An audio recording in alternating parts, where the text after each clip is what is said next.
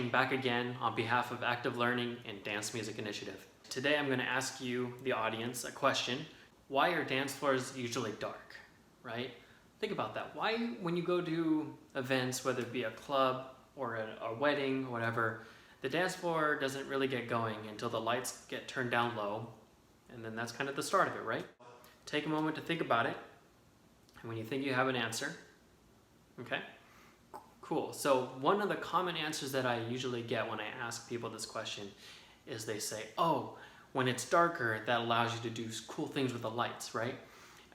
So sometimes when you go to events, there's like strobes going off and lasers and all these moving heads with lights flashing everywhere, different colors, right? All that lighting definitely makes for a fun time. It really adds to the experience. It creates something visual on top of an experience which is dominated by what you're hearing, right? So it's super fun and adds to the whole thing, but it's not really the reason why dance floors are dark. You might have even been to an event where they didn't have a lot of lighting, right? But maybe people were still dancing because the music was so good and the DJ was so on point.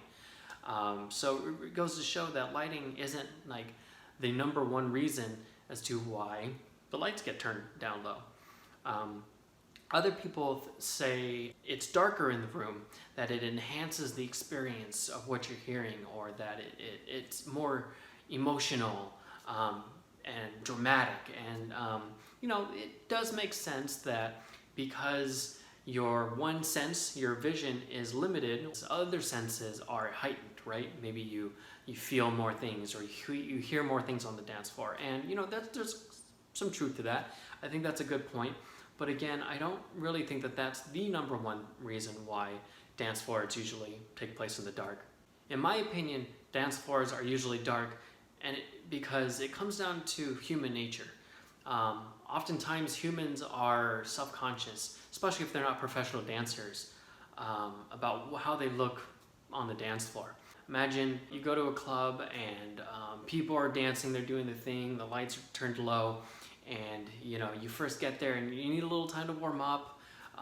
Maybe you hang off on the side, you kind of watch what people are doing, and then you kind of work up the courage to get out there in the dance floor, right?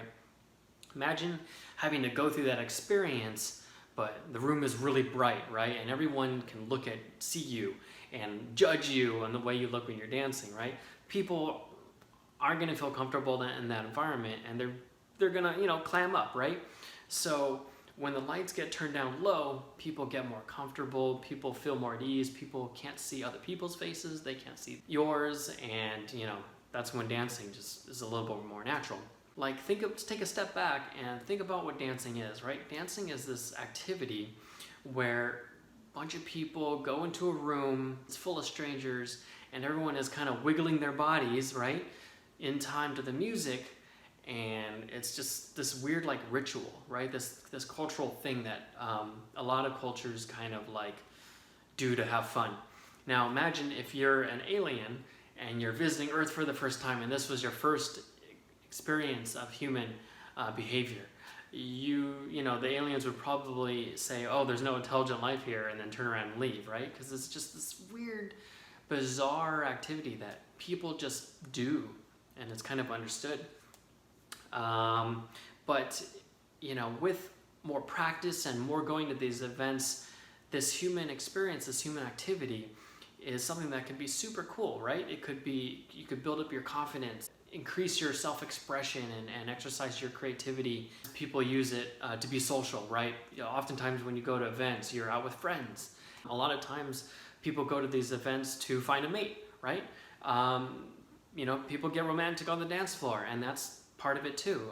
It's just kind of this fun thing that a lot of people have come to appreciate.